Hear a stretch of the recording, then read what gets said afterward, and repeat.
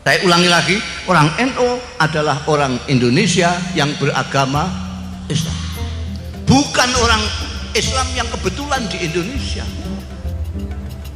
Kalau ada pesantren kok tidak NU, itu bid'ah. Yang waras tidak boleh mengalah terhadap mereka, para pencoleng-pencoleng agama yang menjadikan agama sebagai alat politik.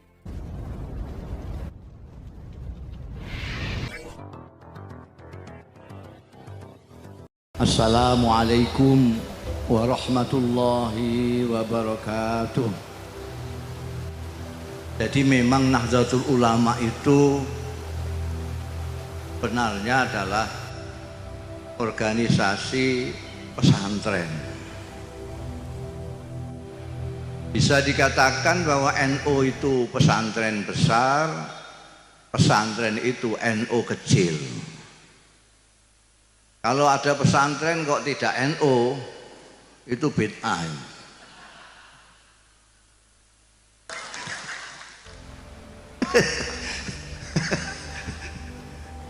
Sebab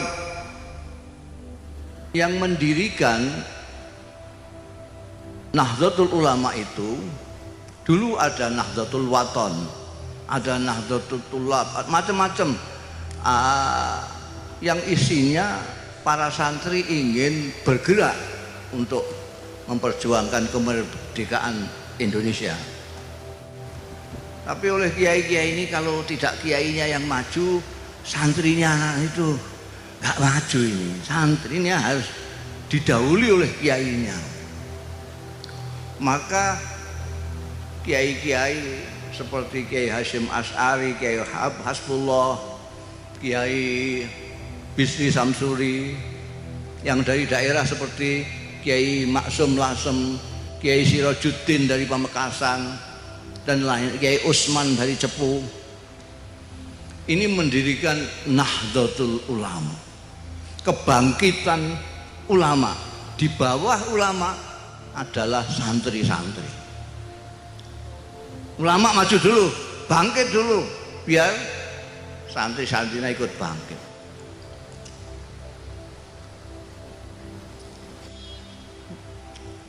Sebetulnya Nahdlatul Ulama itu, kalau menurut saya, Nahdlatul Kiai kita. Sebab tidak sama, ulama itu agak rancu. Kenapa? Karena ulama itu ada bahasa Arab, ada bahasa Indonesia, ada. Ulama bahasa Arab itu jamak, jamaknya alim. Tapi di Indonesia itu ulama mufrad. Sampai kalau percaya buka kamus Indonesia itu, kamus besar bahasa Indonesia, lihat.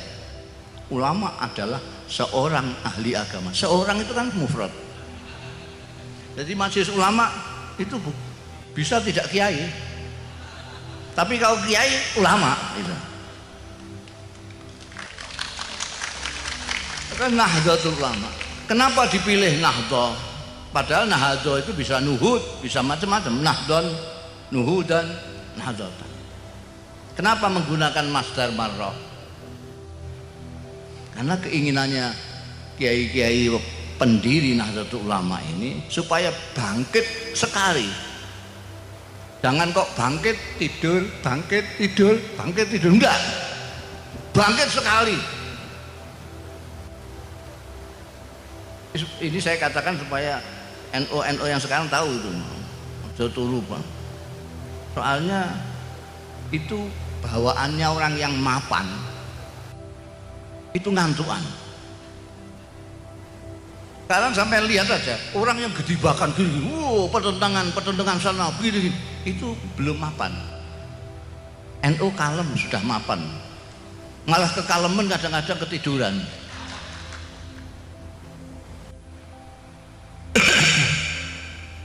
Ya Allah. Jadi Nahdlatul Ulama itu didirikan oleh kiai-kiai pesantren. Kiai-kiai pesantren. Kiai-kiai pesantren yang tawadhu. Sampai cari itu di sini namanya apa? Pesantren apa? Betet apa? Hah? Betet. Dulu namanya ndak Miftahul Ulum waktu Kiai Sirajuddin. Pesantren Betet. Ya toh? Sama dengan pesantren Tebu Ireng, pesantren Denanyar, pesantren Tambak Beras, pesantren Ploso, pesantren dari Boyo, pesantren Krapyak, semuanya pakai nama desa. Itu kan kiai-kiai sekarang saja gaya-gaya. Raudhatul Thalibi, Miftahul Ulum, Hidayatul Mubtadi, ini kiai-kiai sekarang. Kiai-kiai dulu ndak, namanya desanya itu saja. Pondok yang paling kuno misalnya Pondok Termas. Termas itu juga namanya desa. Sampai dibawa menjadi tokoh nasional internasional Syekh Mahfud At-Turmusi dari Termas, Abdul Muhaimin Al-Lasmi dari Lasem, Syekh Khotib Al-Minangkabawi dari Minangkabau, Syekh Yasin Al-Fadani dari Padang.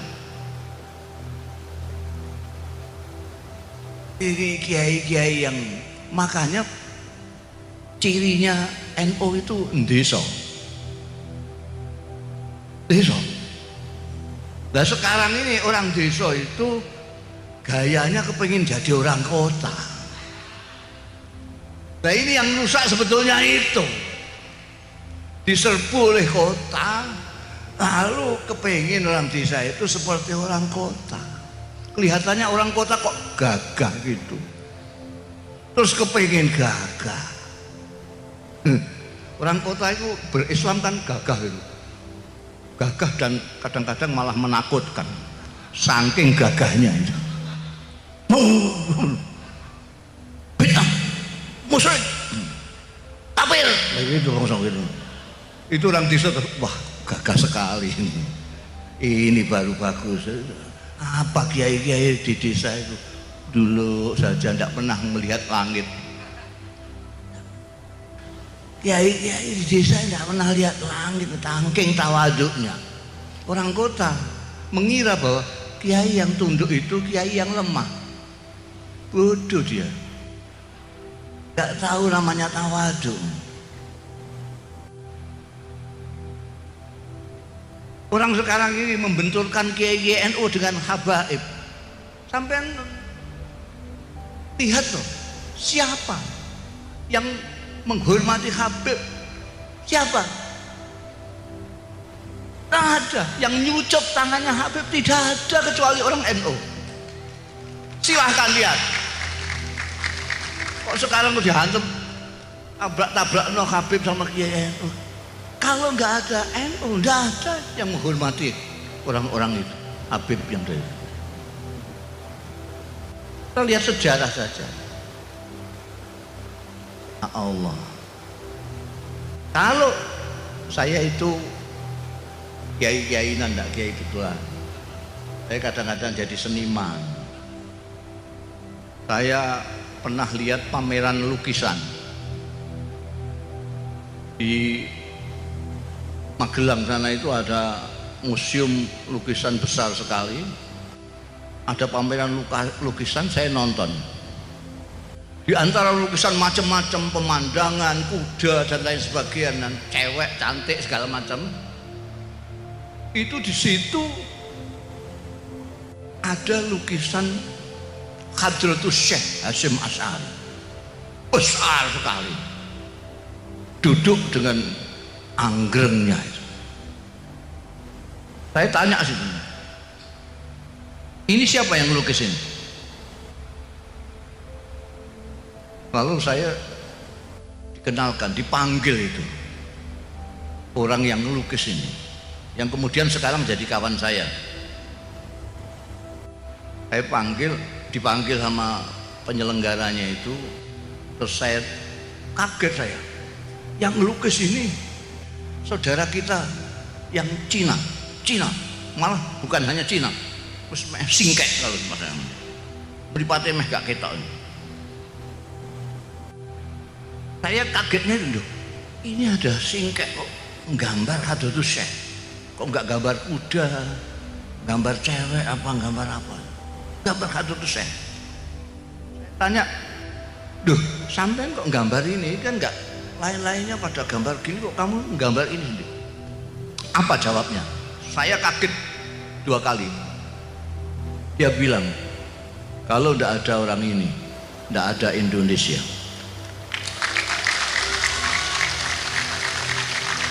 Saya itu merinding.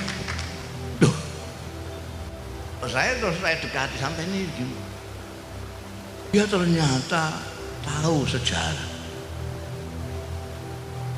Saya terus teringat, saya menemukan buku bahasa Arab terbitan Kuwait. Yang menulis buku itu Sayyid Muhammad Asad Shihab. Dia adalah dulu wartawan yang mengcover berita revolusi Indonesia di Indonesia ini. Jadi mulai sebelum kemerdekaan beliau sudah mengcover berita-berita di Indonesia. Buku yang saya temukan itu, bukan saya temukan, saya dihadiahi oleh Allah yarham Kiai Abdul Mukhid Muzadi, penasihatnya Rois Am Kiai Ahmad Siddiq dulu. Judulnya buku itu Al-Allamah Muhammad Hashim Asy'ari Wadi'u Labinati Istiqlali Indonesia. Kalau diterjemahkan itu Maha Kiai Muhammad Hashim Asy'ari, peletak batu pertama kemerdekaan Indonesia. Pengakuan internasional yang menyoroti Indonesia. Jadi sekarang nggak usah pakai pamer-pamer. Terus kalau tidak ada NU, nggak ada Indonesia ini. Karena itu orang NU nggak usah teriak-teriak Indonesia harga mati segala macam, nggak usah.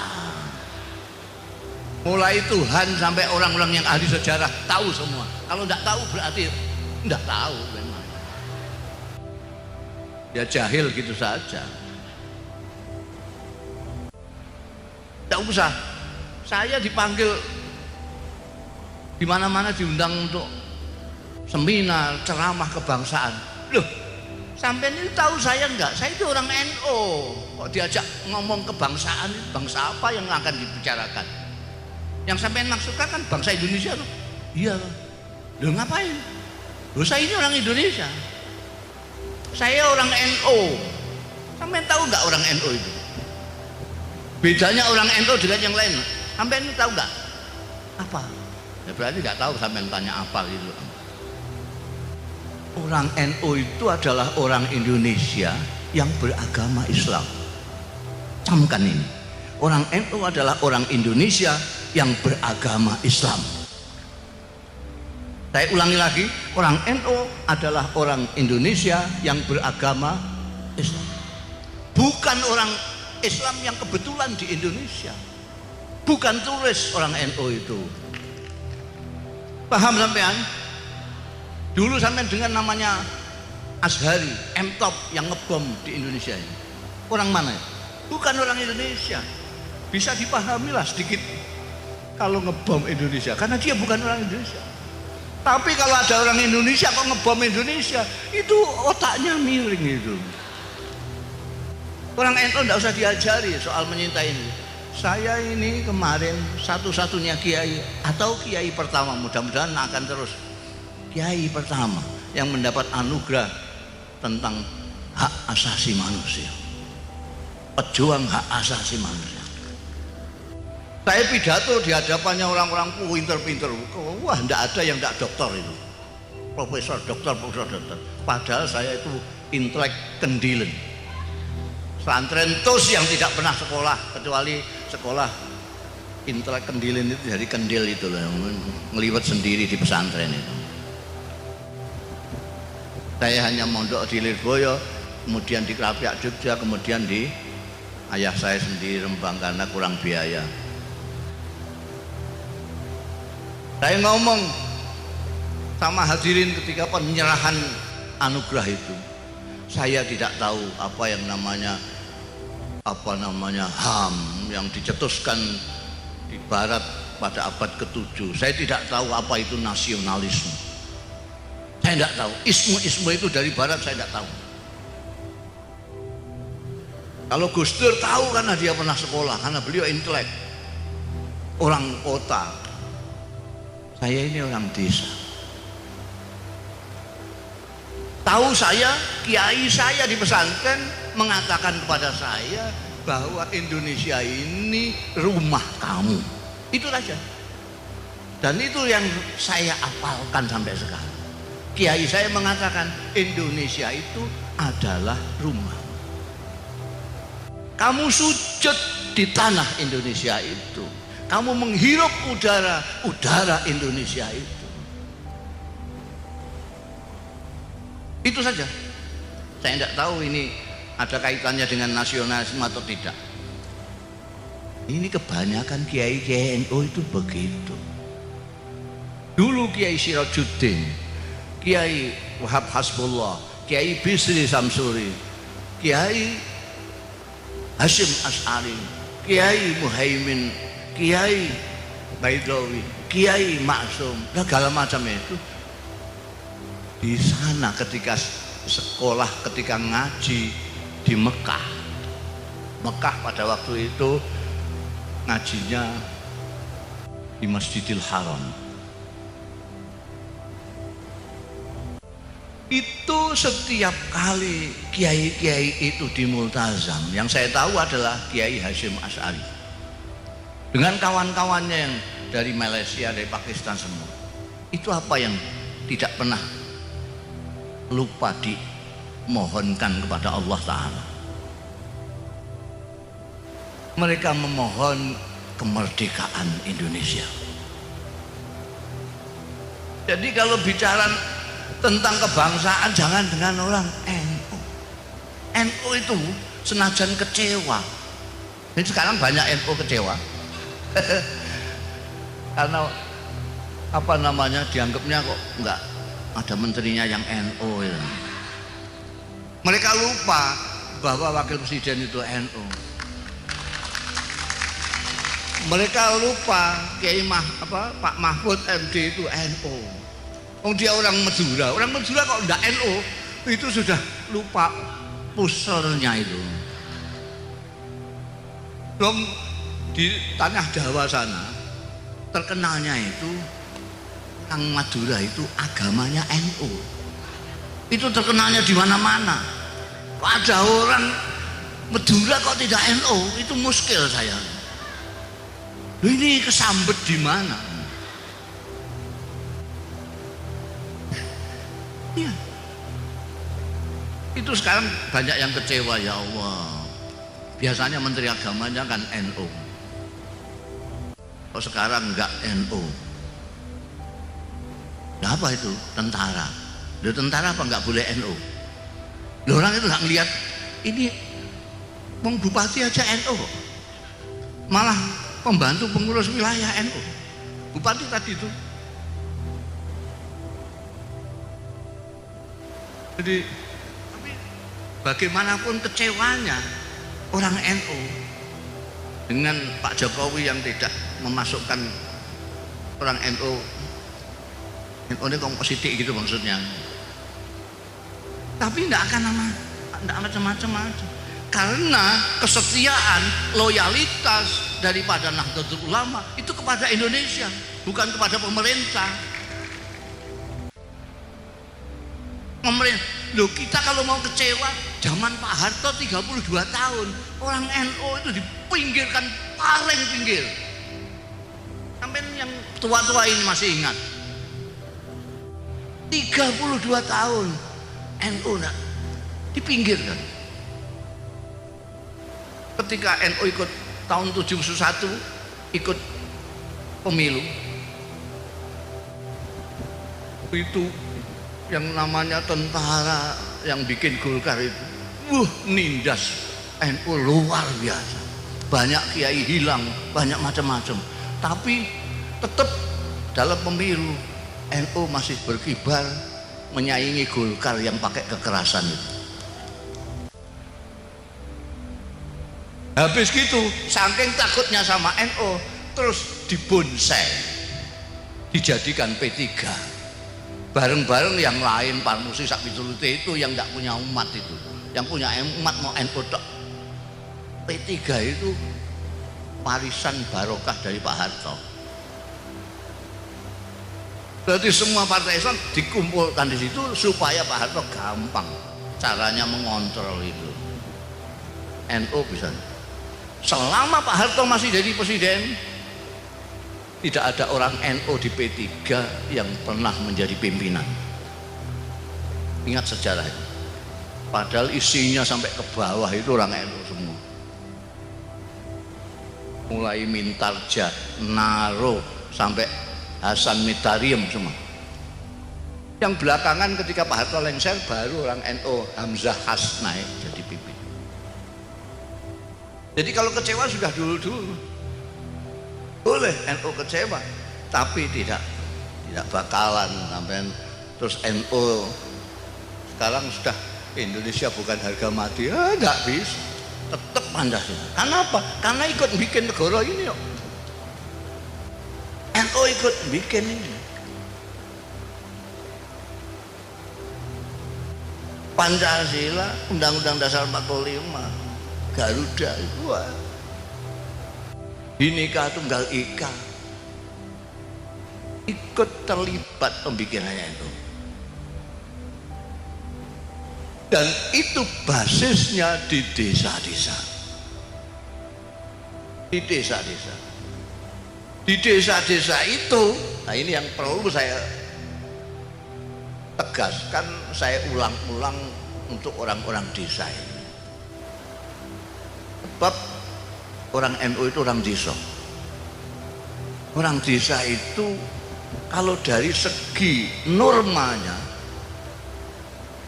itu paling dekat dengan ajarannya Rasulullah Shallallahu Alaihi Wasallam. Kenapa?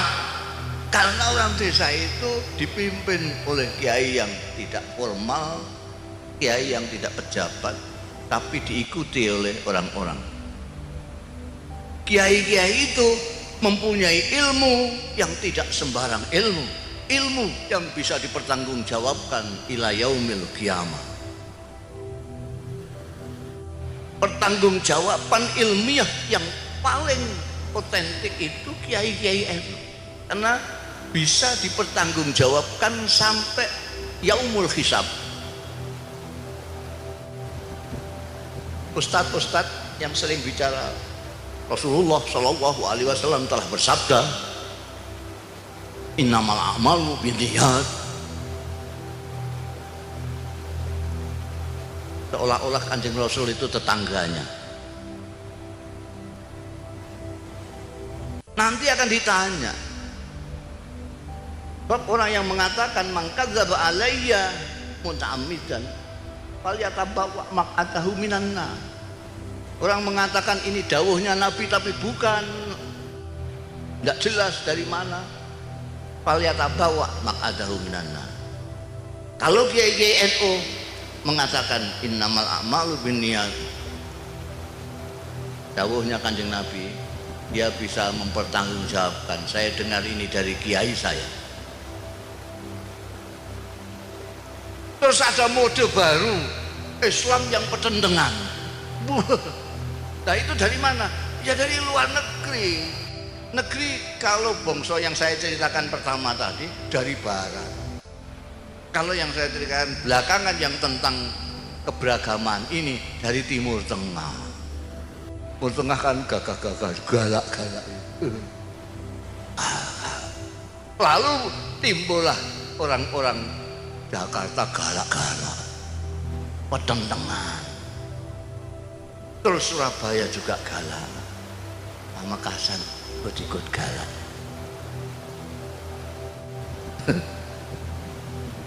Nah ini kalau orang-orang NU ketularan itu ya lucu. Orang NU itu dari ajaran kiai-kiainya dari dulu itu beragama itu santai. Beragama itu santai. Sebab dalilnya itu, nah ini soal bilang dalil. Jakarta sampai ngomong, sudah dalil ditanya, ini hadis Terus oke apa doib? Tanya. Rawinya siapa? Kalau dibilang Quran ini surat berapa, ayat berapa, di Quran pojok yang sebelah mana, tanya. Kalau kiai-kiai NU dan masyarakat NU yang menjadi santri-santrinya itu sudah menjadi budaya. Budaya itu apa? Sudah tidak pakai dalil-dalilan. Kiai itu dalilnya banyak sekali, tidak mau satu tak. Ada yang dalilnya mau siji dibawa kemana-mana. Dalilnya kan hanya balihu ani walau ayat. Nah, walaunya tidak dimaknani apa? Walau tidak paham maknanya walau. Oh ya, maksudnya apa nggak tahu. Pokoknya dua ayat itu sudah peteta-peteta ke sana kemari. Nah kalau NU itu dalilnya banyak. Sampai lihat saja ke Bahsul Masail. Bahsul Masail itu biasa di NU itu. Bihi kaulani. Ada dua kaul. Karena kiai sana mendapatkan makhot ini dari sini, kiai ini dapat makhot dari sini. Saking kayanya. Malah ketika membahas bank itu sampai 2 kali diulangi lagi, tetap bihi salah satu akwali, 3 pendapat. Jadi wong NU kenak banget itu, wong ada 3 kok aku malah kiai sing ngalalno. Aku ikut kiai yang mengharamkan karena saya hati-hati. Enak sekali, santai. Bab kiai NU punya dalil, tahu ada dawuh Gusti Allah wa ma ja'alallah fid-dini min haraj. Tuhan tidak tahu bahwa inna dina yusrun, dawuh Kanjeng Nabi. Mau dengar siapa sampean kalau tidak mau dengar Kanjeng Nabi? Kalau soal agama mau dengar siapa? Ini hadis sahih. Kalau tanya ini hadis sahih apa enggak, sampean cari di Bukhari ada, di Muslim ada, di mana-mana ada.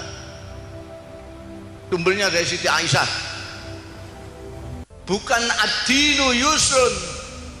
Dawuhnya Kanjeng Nabi bukan ad-dinu yusrun, tapi innad dina yusrun. Kalau tidak ngaji nggak tahu bedanya ad-dinu yusrun dengan innad dina yusrun. Innad dina yusrun, sungguh agama itu mudah. Kenapa kok orang-orang di sana pada kesulitan? Karena dawuhnya Kanjeng Nabi seterusnya, walai yusaddaddin illa ghalaba. Agama ini sungguh mudah, tapi kalau kamu mau memberat-beratkan agama, kamu sendiri yang kewalahan. Wala yusaddaddin illa ghalaba. Capek kamu beragama pertentangan. Oh itu kan hadis. Loh sudah hadis sahih itu masih tanya. Itu kan hadis. Memangnya firman Allah ada? Ada. Allah berfirman tidak hanya yuridullahu bikumul yusra titik, tidak, tapi diteruskan wala yuridu bikumul usra. Ngerti nggak ilmu Quran kan? Tidak hanya yuridu bikumul yusra, yuridullahu bikumul yusra titik, tidak, terus yuridullahu bikumul yusra wala yuridu bikumul usra. Apa maknanya ini? Nggak tahu, ngaji. Gak mau ngaji, maunya pidato aja.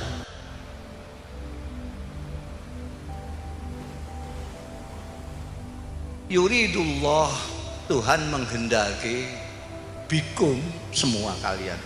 Al yusra, mudah, gampang. Tuhan menghendaki kamu gampang. Wala yuridu bikumul usra, dan tidak menghendaki kamu kesulitan. Ini takkid juga. Tuhan tidak menghendaki kita. Di surat Tuhan, Tuhan menurunkan Quran ini apa? Lalitasqo.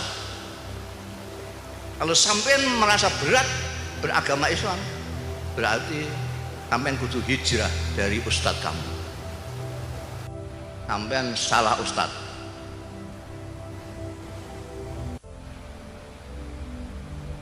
Kiai enak sekali. Beragama itu senang, bukan beban. Kenapa? Karena kita mencintai Allah, tidak hanya takut Allah.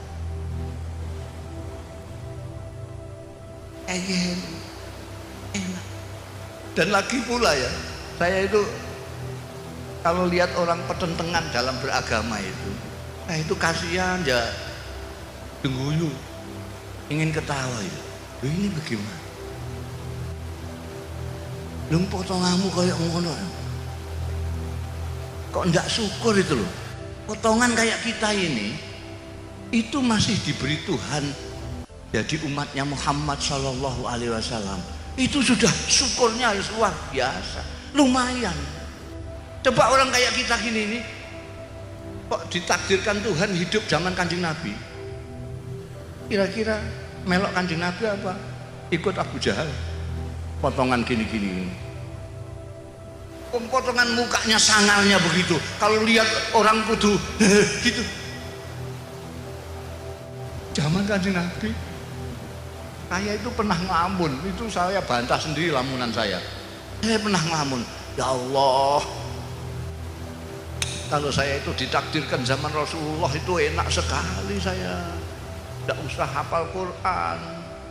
Ngapain ngapalkan Quran? Wong ada Quran berjalan.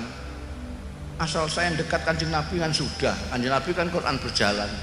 Kepengen dengan Tuhan yang baik itu bagaimana? Lihat Kanjeng Nabi. Kepengen dengan hamba Allah yang baik itu bagaimana?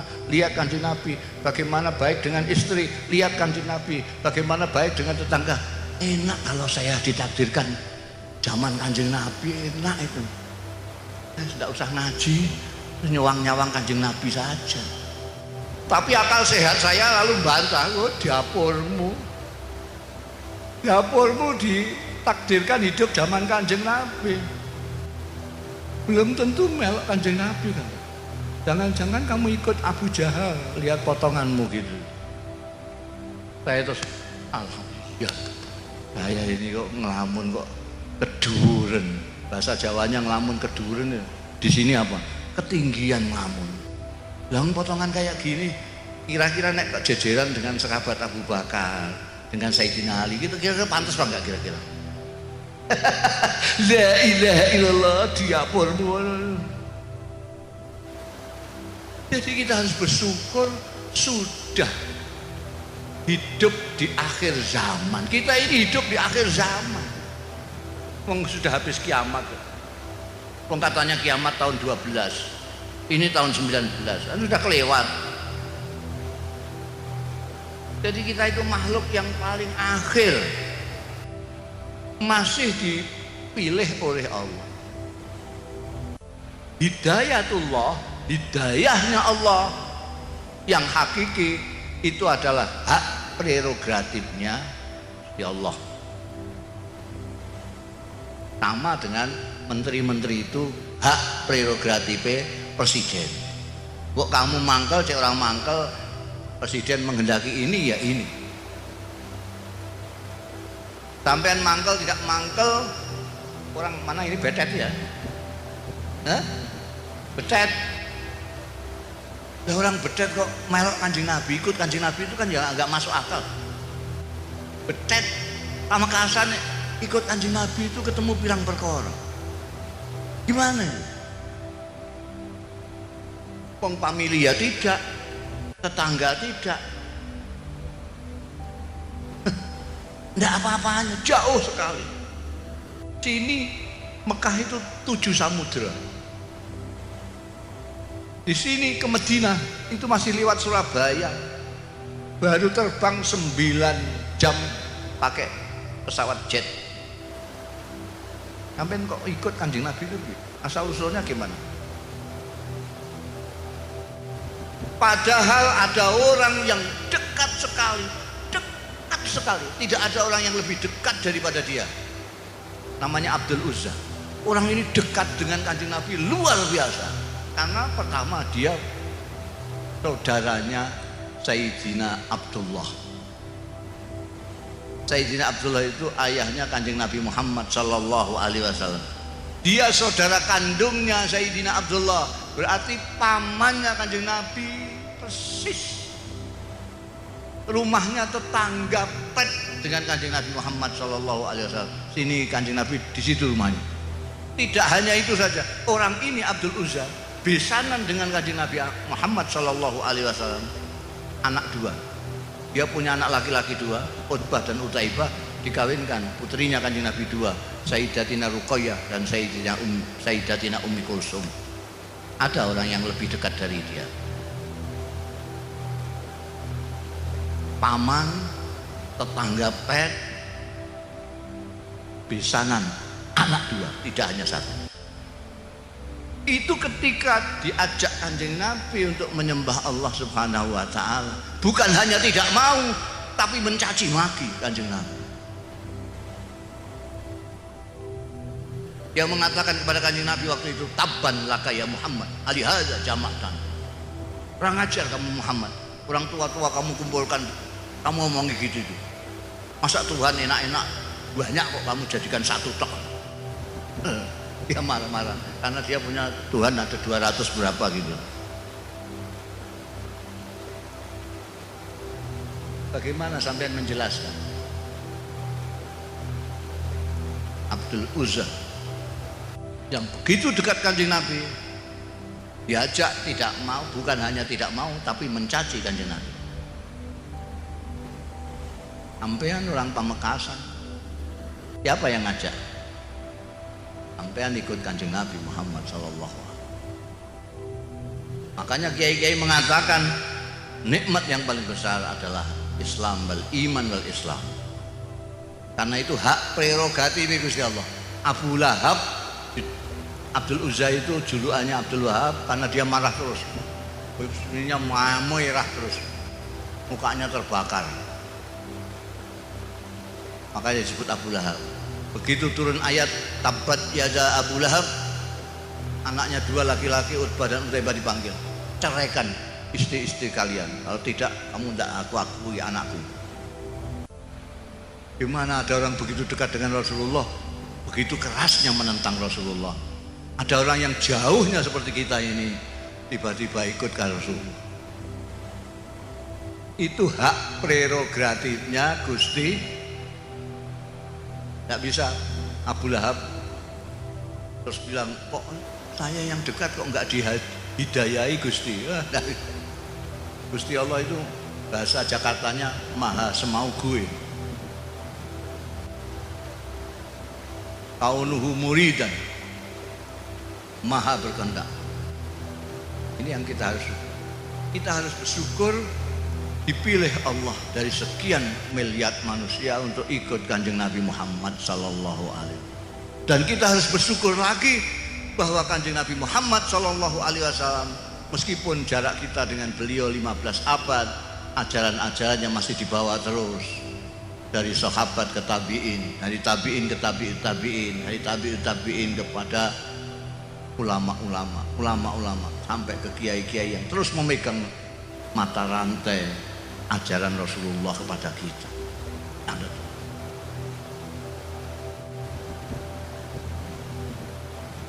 Dan saya sudah keliling, saya sudah ke Amerika, ke Eropa, ke Timur Tengah, ke Jepang, ke Taiwan, ke Korea. Tidak ada yang otentik Islamnya seperti Nahdlatul Ulama.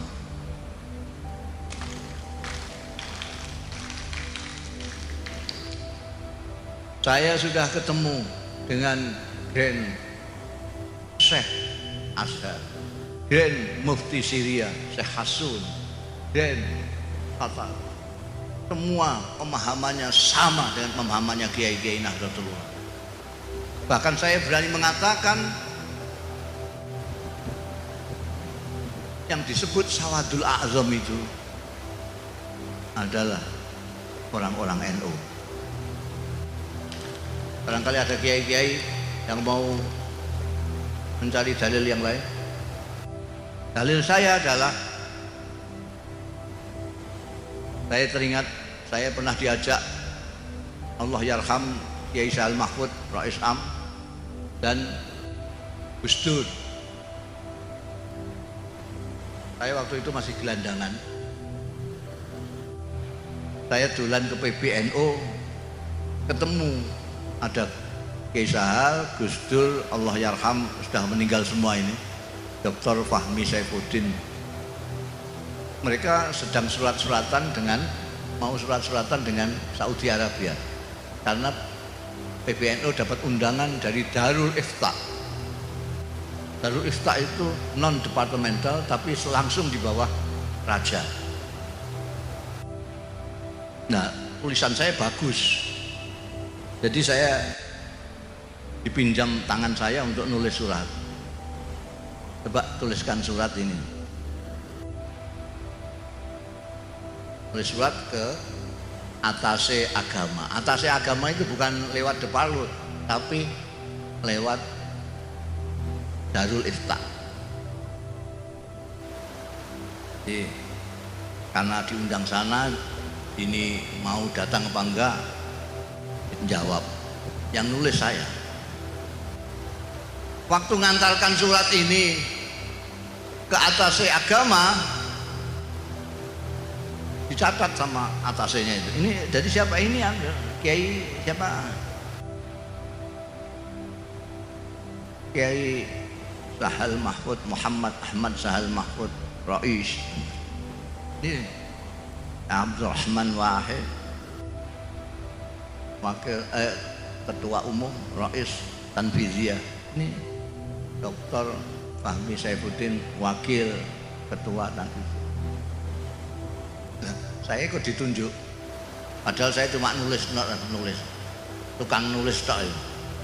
Ditunjuk kan bingung semua orang. Nah ini siapa? Mustafa Fili. Apa ini? Gus Dur itu akalnya akeh. Ini kan juru bicara. Loh, mereka itu semua bisa ngomong kok. Bahasa Arab ya lebih fasih dari saya. Kok saya diangkat juru bicara? Saking pinternya ben saya katut mangkat itu aja. Betul katut mangkat di sana. Cepatnya cerita terus ditemui oleh Rais Darul Ifta, Rajani Wahabi, Abdullah bin Bas. Nemuin tamu-tamu itu dari mana-mana, ditemuin semua. Tinggal kita delegasi dari NU nggak ditemuin. Beliau langsung masuk ke peristirahatan. Saya sudah seuzon, kok kita kok nggak dipanggil sendiri? Tahu-tahu ada utusannya bisikin kita. Syekh bin Bas berkenan menerima di ruang istirahat beliau. Jadi Syekh bin Bas istirahat gini nih, kita di depan ngomong, tanya-tanya. Yang pertama kali ditanyakan itu orang NU, kamu itu anggotanya berapa? Gak ada yang jawab. Nah, saya dituduh sama Dr. Fahmi, juru bicaranya. Ya saya terus ngomong, 50 miliar ya Syekh. Waktu itu saya karang 50 juta Syekh. Dia itu dari ini terus jegel 50 miliar. Begitu dia kaget, saya terus seneng saya. Saya tambahin, "Wa yumkin aksar min dzalik ya Syekh."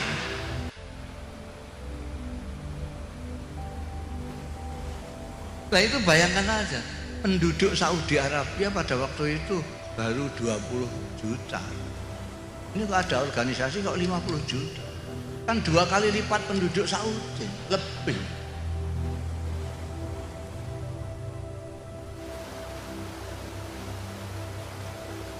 Ketika ditanya, itu yang biayai siapa?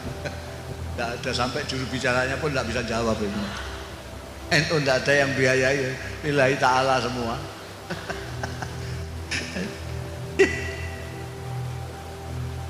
Ternyata menurut survei terakhir, NU sekarang ini 80 juta.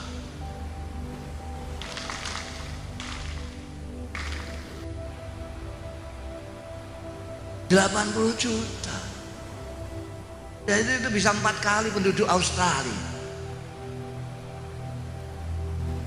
Jadi Islam yang paling banyak, yang mayoritas di dunia ini adalah NU.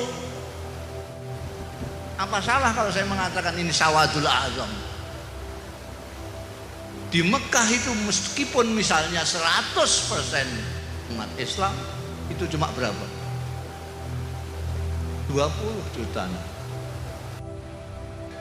Berapa ya? Sekitar 25 juta. Ini tidak apa-apanya. Mereka dikumpulkan jadi satu, sih banyakkan orang NU. Abdul Azam. Makanya kalau ada yang kecewa ya bisa dimaklumi lah. Kok kelihatannya kok gak begitu mewakili gitu loh. Kok menteri agamanya kok bukan orang NU gitu, itu kan orang-orang gerundel kan gitu. Tapi itu perkara cilik itu. Kalau bahasanya kiai-kiai NU samanan kolila. Samanan kolila itu mansus itu. Boleh. Samanan kolila itu mansus. Kalau samanan kasiron itu baru mafhum. Mansus. Lah sak gede-gede ini pangkat itu ya kolila. Karena itu Nahdlatul Ulama dengan khitohnya itu yang dikhidmai adalah Indonesia. Orang sering bertanya kepada saya, apakah NU tidak berpolitik? Berpolitik. Berpolitik. Tapi harus tahu sampean itu, orang sini orang berpolitik tapi nggak ngerti politik. Nah itu kata-kata heran. Kalau nggak ngerti politik kok sudah lah, nggak usah berpolitik, udah ngaji saja. Ngerti politik.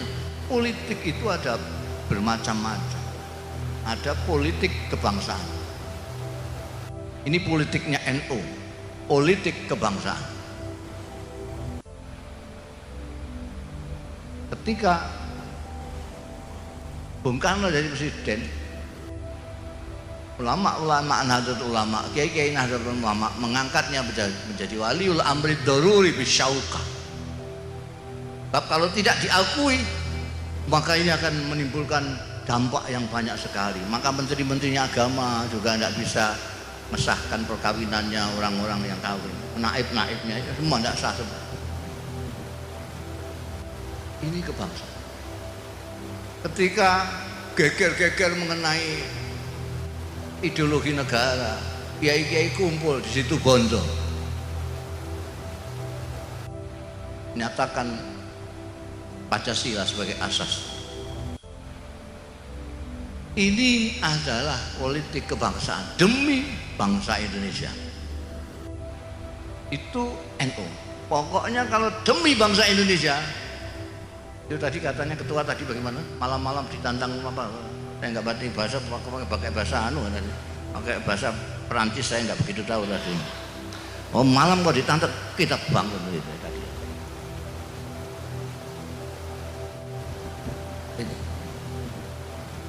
Jadi apa namanya? Apa tadi saya ngomong kok ngantek lupa? Hah?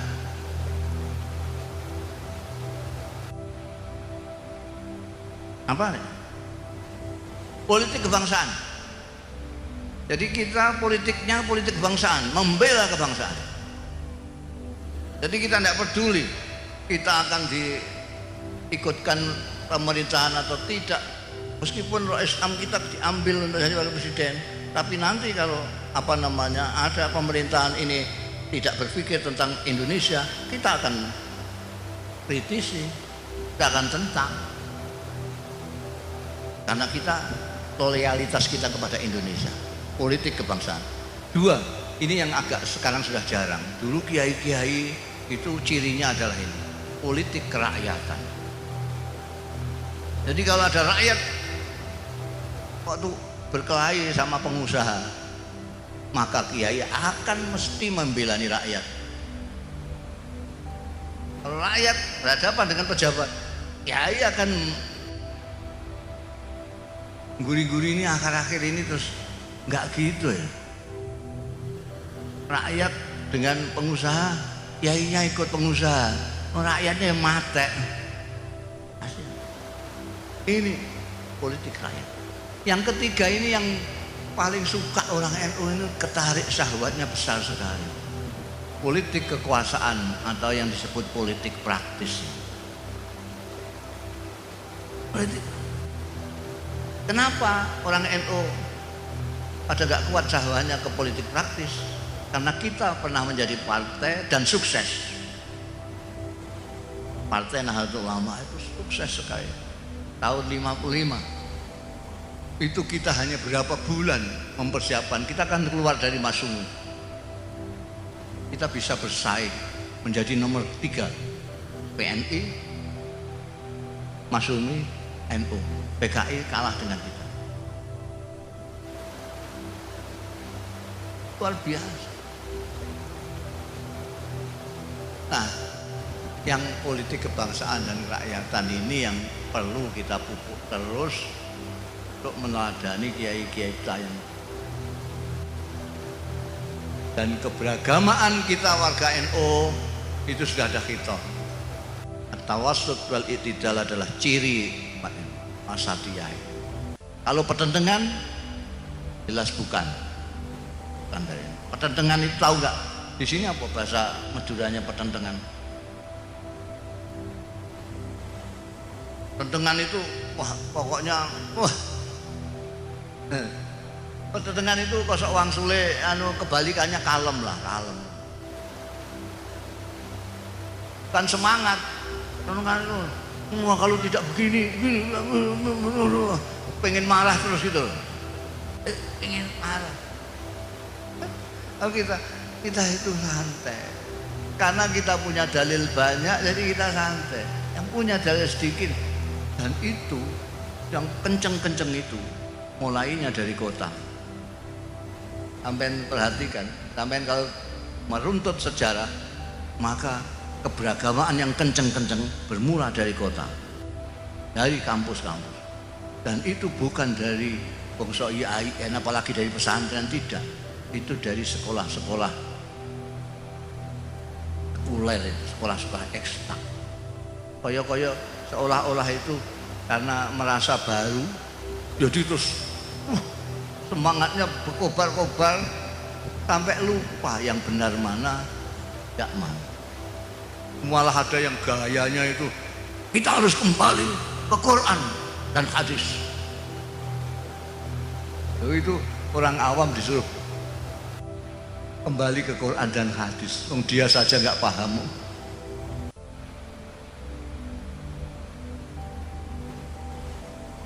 Saya bilang kalau mengatakan kembali ke Quran dan hadis itu maknanya ngajilah. Maknanya ngaji. Kalau mengatakan Quran kembali ke Quran tapi yang dimaksud Quran terjemahan Depak, ya sama aja bohong. Tidak bisa. Quran ini tidak bisa diterjemahkan begitu saja, tidak bisa. Harus ngaji. Karena Quran, untuk mengetahui Quran, untuk memahami Quran itu harus ada ilmu, harus mengerti ilmu lughah bahasa Arab, harus mengerti baca, bayan, mengerti balaghah, harus mengerti ilmu Al-Quran, mengerti tafsirul Quran, mengerti asbabun nuzul. Banyak yang harus dipelajari. Enak saja lihat Syekh Google terus. Harus ngaji. Jadi tidak usah terpengaruh. Sampai orang-orang NU sudah mantep saja lah, ikut kiai, kiai-kiainya juga ikut Mbah Hasyim Asy'ari. Udah gantung saja ini. Kayak tasbih itu di sini di atas sudah ikut Kanjeng Nabi, ke bawah kita gandulan.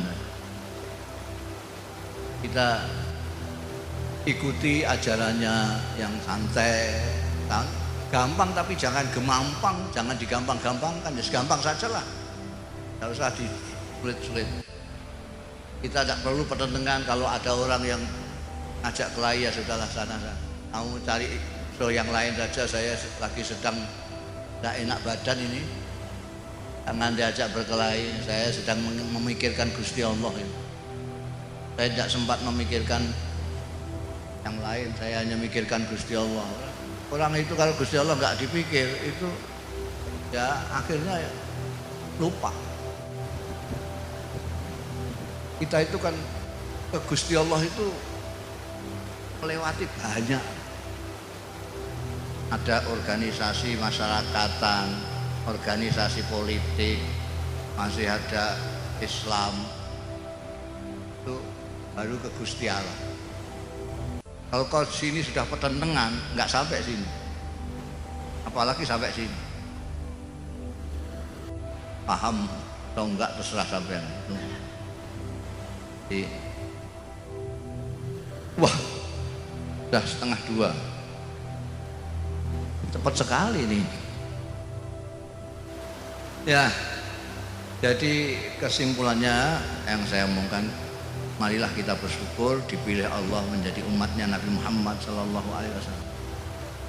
Kita bersyukur dijadikan orang Indonesia. Kita bersyukur dijadikan orang Nahdlatul Ulama, orang NU. Itu ada orang yang paham betul bahwa NU itu benar, itu belum tentu masuk NU kok. Kenapa? Dia tidak dapat itu hak prerogatif Gusti Allah. Ada orang yang tahu Islam itu betul. Islam itu, saya punya kawan banyak sekali yang non Muslim. Kalau dia ngomong itu, saya itu tahu persis bahwa ini yang benar Anda. Nah kenapa kamu nggak ikut aku? Ya bagaimana? Mungkin. Jadi itu memang ada sesuatu yang hak prerogatif Gusti Allah. Mulanya sampai kalau ada orang moyoi, ya sudah terima saja. Alhamdulillah, alhamdulillah. Saya jadi orang NU, alhamdulillah. Alhamdulillah. Wah NU kok mbok ikuti itu gimana? Itu banyak khurafatnya. Banyak bid'ahnya, ben biar aja, saya suka, alhamdulillah. Makum amalukum balana amal. Nanti kita lihat di akhirat siapa yang lebih banyak surga. Demikian kurang lebihnya saya mohon maaf, khususnya kepada para kiai. Wallahu yuwaffiquna ila ma fi khairul Islam wal muslimin, khairu Indonesia wa Indonesiin, wa khairu nahdlatil ulama wan nahdin. Astaghfirullahal azim li wa lakum.